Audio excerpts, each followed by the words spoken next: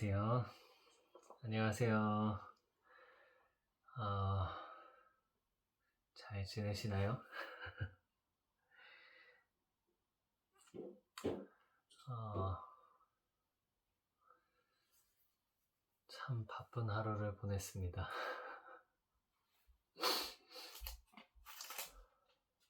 어, 최근에 저희 목사님께서 해주셨던 말들이 떠올라서 예전에 그 이스라엘 백성들이 다 뿔뿔이 흩어지고 막 유대인 핍박하면서 막 뿔뿔이 흩어졌을 때 막 숨어 있고 다른 나라로 피신해서 있을 때 유대인 아이들을 이렇게 찾으러 다니다가 어떤 아이들이 이렇게 막 놀고 있는, 축구하고 막 놀고 있는 그런 상황에서 그 유대인 어른이 가서 쉐마 이스라엘 하니까 다른 아이들은 다 뛰어노는데 그 유대인 어린 아이들만 쉐마 이스라엘 이 말을 듣자마자 그 자리에 멈춰서서 눈을 가리고 이렇게 멈춰섰다는 얘기를 들었습니다. 그만큼 쉐마 이스라엘, 들으라 이스라엘 할 땐 그들이 자신의 눈도 가리고 하나님께 자신의 시간을 드리고 멈추고 눈을 가리고 귀를 쫑긋 세워서 들으려고 하는 그들의 자세를 봤습니다. 그래서 그게 너무 감동이 깊고 참 정말 너무나도 좋은 자세인 것 같아서 저도 알람 시간에 알람에다가 이제 저희 교회에서는 하루에 3번 기도를 하는데 그 시간에 맞춰서 쉐마 이스라엘이라고 이제 알람을 맞췄어요. 그럼 오늘 처음으로 맞춘 거죠. 그리고 나서 이제 저희 아들이랑 오늘 하남 스타필드도 가고 아산병원도 가고 했는데 스타필드에 가서 이제 옷을 교환하려고 하는데 너무 그 과정이 너무나도 어렵고 복잡해서 제가 그 안에서 막 좀 짜증이 나고 화가 났었어요.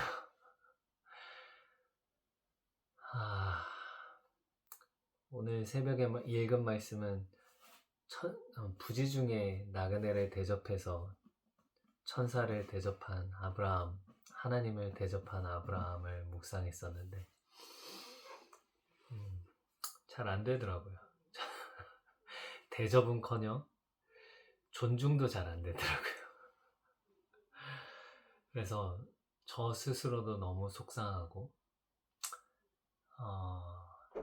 또 그런 과정들 가운데 놓고 가세요.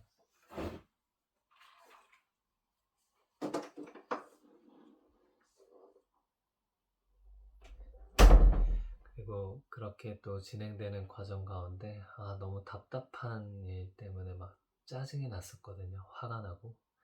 그래서 같이 있던 아들이 아빠 화났어? 라고 물어보더라고요. 그래서 아빠가 화가 좀 났는데 아빠 지금 마음이 폭풍우 치는 것 같아. 아빠 지금 너무 속상해. 아빠가 이러면 안 되는 거 알면서도 이러고 있는 아빠의 모습이 너무 속상하고 화가 나. 그래서 기도하고 있어. 이런 얘기들을 하면서 다시 제 마음을 다시 붙잡으려고 주님을 의지하면서 주님을 붙잡으려고 하는 그 순간 쉐마 이스라엘 알람이 딱 울리더라고요. 그래서 제 눈을 가리고 제 눈을 잠깐 감고 주님을 찾았습니다. 또 그렇게 말하면서 주님을 의지하니 제 마음에 품어치던 것들이 잠잠해지고 다시 고요해졌죠. 그래서 제가 좀 본의 아니게 짜증을 냈던 거에 대해서 또 사과도 하게 됐고, 그럼 저의 모습들을 회개하고 반성하는 시간을 또 가질 수 있었습니다. 그런 태도가 너무나도 저에겐 필요한 것 같습니다. 오늘은 11월 3일 열왕기하 16장 말씀을 함께 보겠습니다. 유다왕 아하스의 이야기네요. 르말리아의 아들 베가 제17년에 유다의 왕 요담의 아들 아하스가 왕이 되니, 아하스가 왕이 될 때의 나이가 20세라. 예루살렘에서 16년간 다스렸으나 그의 조상 다윗과 같지 아니하여 그의 하나님 여호와께서 보시기에 정직히 행하지 아니하고 이스라엘의 여러 왕의 길로 행하며, 또 여호와께서 이스라엘 자손 앞에서 쫓아내신 이방 사람의 가증한 일을 따라 자기 아들을 불 가운데로 지나가게 하며, 또 산당과 작은 산 위와 모든 푸른 나무 아래에서 제사를 드리며 분향하였더라. 이때에 아람의 왕 르신과 이스라엘의 왕 르말리아의 아들 베가가 예루살렘에 올라와서 싸우려 하여 아하스를 에워쌌으나 능히 이기지 못하니라. 당시에 아람의 왕 르신이 엘랏을 회복하여 아람에 돌리고 유다 사람을 엘랏에서 쫓아내었고, 아람 사람이 엘랏에 이르러 거기에 거주하여 오늘까지 이르렀더라. 아하스가 아수르 왕 디글랏 빌레셀에게 사자를 보내 이르되, 나는 왕의 신복이요 왕의 아들이라. 이제 아람 왕과 이스라엘 왕이 나를 치니 청하건대 올라와 그 손에서 나를 구원하소서 하고, 아하스가 여호와의 성전과 왕궁 곳간에 있는 은금을 내어다가 아수르 왕에게 예물로 보냈더니, 아수르 왕이 그 청을 듣고 곧 올라와서 다메섹을 쳐서 점령하여 그 백성을 사로잡아 기르로 옮기고 또 르신을 죽였더라. 아하스 왕이 아수르의 왕 디글랏 빌레셀을 만나러 다메섹에 갔다가 거기 있는 제단을 보고, 아하스 왕이 그 제단의 모든 구조와 제도의 양식을 그려 제사장 우리야에게 보냈더니, 아하스 왕이 다메섹에서 돌아오기 전에 제사장 우리야가 아하스 왕이 다메섹에서 보낸 대로 모두 행하여 제사장 우리야가 제단을 만든지라. 왕이 다메섹에서 돌아와 제단을 보고 제단 앞에 나아가 그 위에 제사를 드리되, 자기의 번제물과 소제물을 불사르고 또 전제물을 붓고 수은제 짐승의 피를 제단에 뿌리고, 또 여호와의 앞 곧 성전 앞에 있던 놋제단을 새 제단과 여호와의 성전 사이에서 옮겨다가 그 제단 북쪽에 그것을 두니라. 아하스 왕이 제사장 우리야에게 명령하여 이르되, 아침 번제물과 저녁 소제물과 왕의 번제물과 그 소제물과 모든 국민의 번제물과 그 소제물과 전제물을 다 이 큰 제단 위에 불사르고, 또 번제물의 피와 다른 제물의 피를 다 그 위에 뿌리라.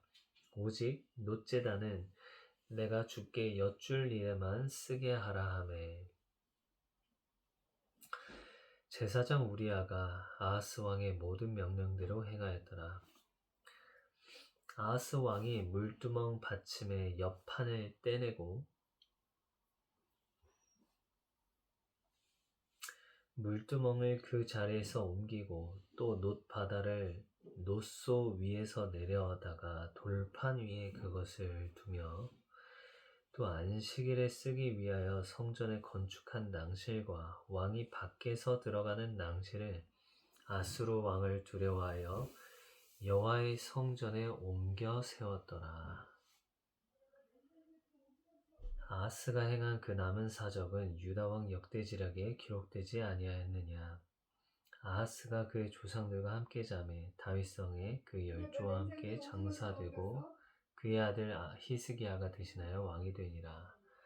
잠시만요.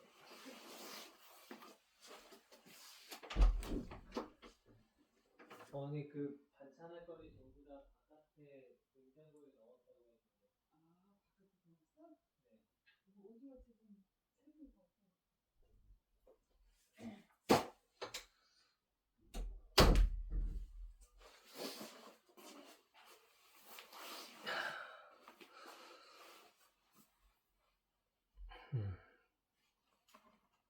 아멘.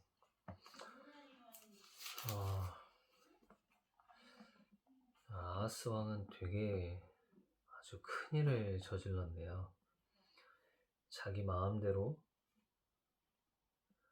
성전을 막 바꿔버리고 제 멋대로 제단도 다메섹에서 본 그 아수르 왕이 사용하는 제단을 사용하고 그 제단을 본떠서 사용하고 이미 하나님의 성전이 세워졌고 제단과 그런 것들이 만들어졌었는데 그것들을 자기 마음대로 바꿔버렸습니다. 예배드리는 방식도 자기 마음대로 다 바꿔버렸네요.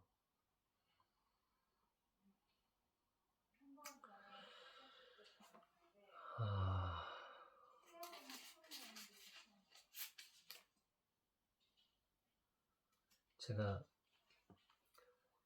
이 아하스는 나쁜 왕이지만 그 전에 선한 왕들도 있었는데 그 선한 유다의 왕들은 여호와 앞에 정직하였으나 산당을 제거하지는 않았더라 라고 말합니다.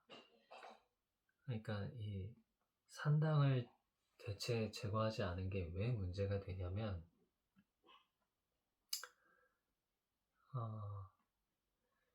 솔로몬 이전의 시대에는 성전이 아직 지어지지 않았죠. 그때에는 임시적으로 산당에서 예배드리고 제사하는 것이 허용이 되었었습니다. 그래서 산당에서 제사하는 것이 그전에는 아무 문제가 되지 않았습니다. 그런데 왜 이제 산당에서 예배드리는 것이 이제 문제가 되느냐 하는 것은 하나님께서 한 곳에 지정하셔서 내 이름을 거기에 두고 내 영광을 그곳에 있게 하신다고 하셨는데 그곳이 바로 예루살렘이죠. 예루살렘 성전에 이제 하나님의 임재가 있는 성전이 세워진 것인데 전에는 성전이 없어서 산당에서 드리는 것이 예배 드리는 것이 허용이 되었지만 이제는 솔로몬 성전 이후에는 솔로몬 왕 이후에는 성전이 있는데 각 자기 지역에서 산당에서 제사를 드리는 것이 이제 문제가 되는 것입니다. 그렇게 되면 안 되는 것이죠. 하나님께서 원하시는 것이 아니고 그것 또한 이스라엘 왕도 그렇게 예루살렘 성전에 가서 백성들이 예배하는 것을 막기 위해서 맨 위 단에다가 그 자기 마음대로 그 송아지상을 두고 여호와의 성전이라고 하고 제단 거기서 예배드리게 하고 또 밑에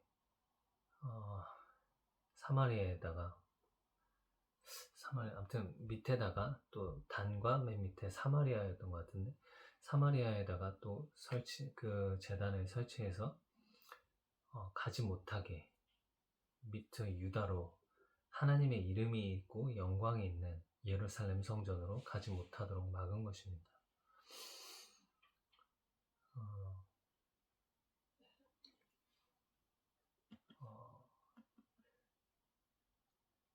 여러분도 잘 생각해 보면 유다와 베냐민 지역은 굉장히 넓은데 그 중에 딱 한 곳 예루살렘 성전에서만 예배를 드릴 수 있고 제사를 드릴 수 있다고 한다면 예루살렘에서 먼 지역에 있는 그 사람들은 예배 드리러, 제사 드리러 가기가 어렵죠. 그래서 그것을 지역 사람들은 사실 별로 좋아하지 않았습니다. 그래서 만약에 산당을 왕이 없앴나? 그렇다는 것은 이스라엘 그 유다 지역, 그 예루살렘에서 떨어진 지역의 사람들의 민심이 떠나는 것이거든요. 정치적으로는. 그리고 더 핵심으로 들어가면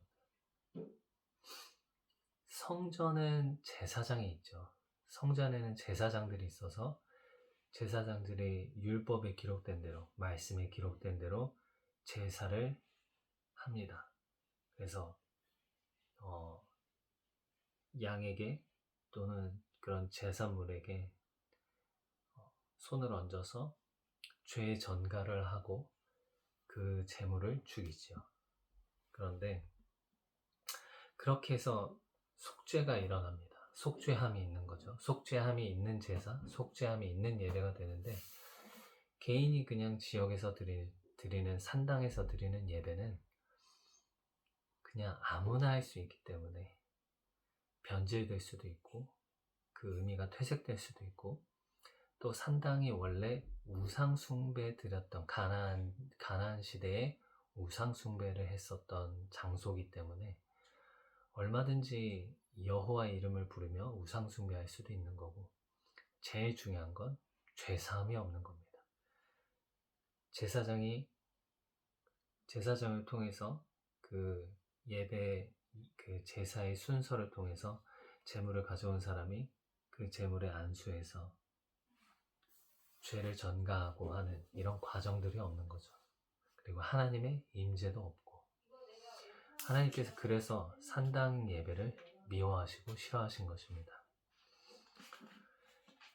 디도서 2장입니다.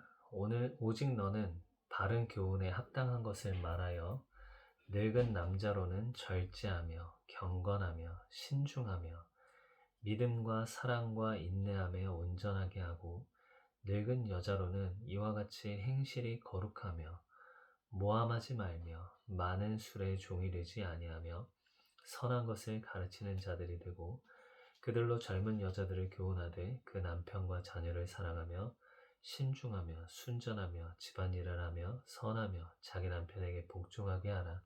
이는 하나님의 말씀이 비방을 받지 않게 하려 함이라. 너는 이와 같이 젊은 남자들을 신중하도록 권면하되 범사에 내 자신이 선한 일에 본을 보이며 교훈에 부패하지 아니함과 단정함과 책망할 것이 없는 바른 말을 하게 하라. 이는 대적하는 자로 하여금 부끄러워 우리를 악하다 할 것이 없게 하려 함이라. 종들은 자기 상전들에게 범사에 순종하여 기쁘게 하고 거슬러 말하지 말며 훔치지 말고 오히려 모든 참된 신실성을 나타내게 하라. 이는 범사에 우리 구주 하나님의 교훈을 빛나게 하려 함이라. 모든 사람에게 구원을 주시는 하나님의 은혜가 나타나 우리를 양육하시되 경건하지 않은 것과 이 세상 정욕을 다 버리고 신중함과 의로움과 경건함으로 이 세상에 살고 복스러운 소망과 우리의 크신 하나님 구주 예수 그리스도의 영광이 나타나심을 기다리게 하셨으니 그가 우리를 대신하여 자신을 주심은 모든 불법에서 우리를 속량하시고 우리를 깨끗하게 하사 선한 일을 열심히 하는 자기 백성이 되게 하려 하심이라. 너는 이것을 말하고 권면하며 모든 권위로 책망하여 누구에게서든지 업신여김을 받지 말라. 아멘. 호세아 9장 이스라엘아 너는 이방 사람처럼 기뻐 뛰놀지 말라. 네가 음행하여 네 하나님을 떠나고 각 타작마당에서 음행의 값을 좋아했느니라. 타작마당이나 술틀이 그들을 기르지 못할 것이며 새 포도주도 떨어질 것이요 그들은 여호와의 땅에 거주하지 못하며 에브라임은 애굽으로 다시 가고 아수르에서 더러운 것을 먹을 것이니라.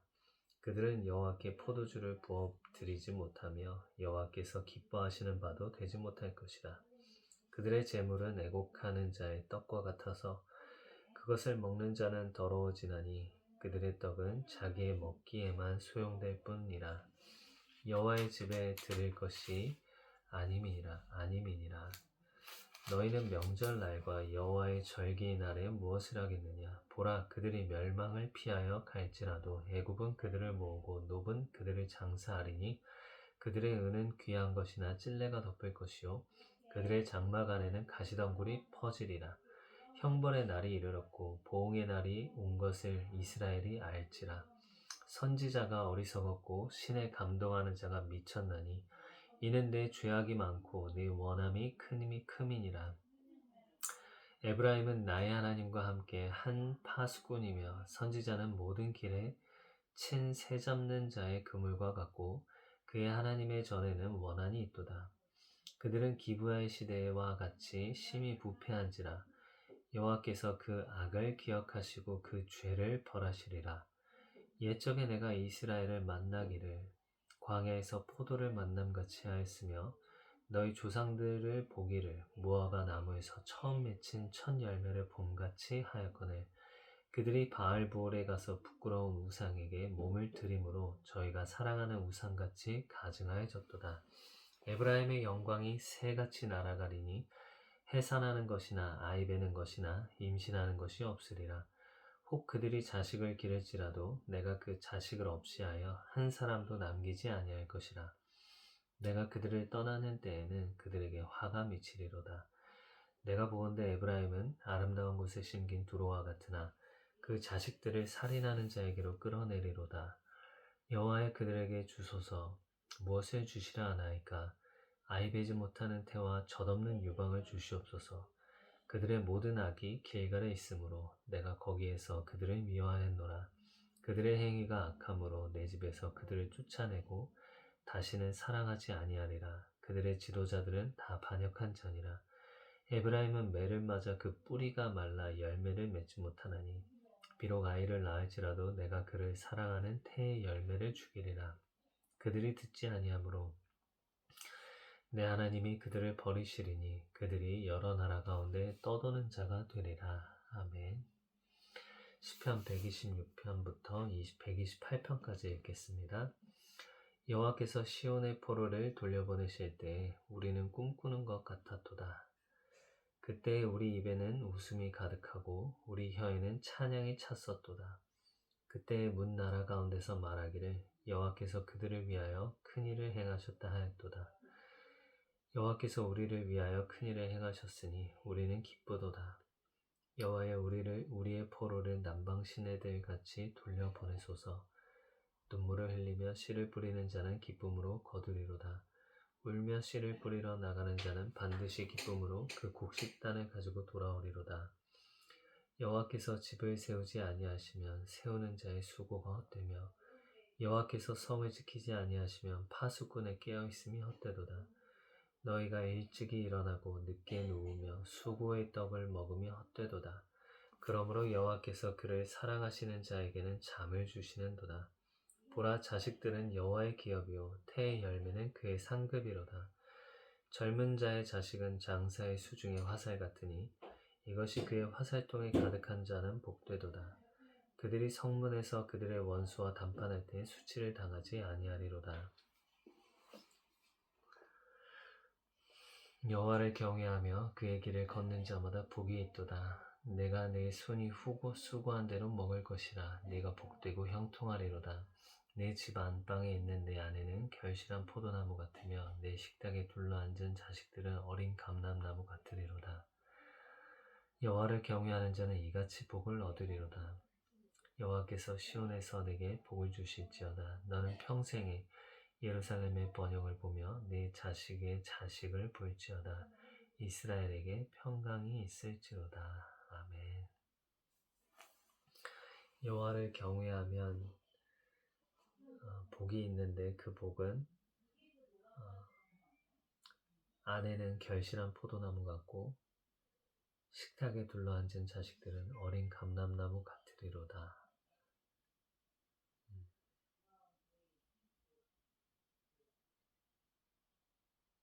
아내는 결실한 포도나무, 열매가 많은 건가요? 그리고 어린 자식들은 어린 감람나무 같으리로다. 기름이 충만하다는 건가요? 아무튼 아내가 복받고 아내가 주 앞에서 살고 자녀들이 주 앞에서 살면 그것이 가장 기쁜 일 아니겠습니까? 우리에게 이런 기쁨을 주실 하나님을 향하여 또 나아가는 우리 모두가 되길 원합니다. 축복합니다. 안녕.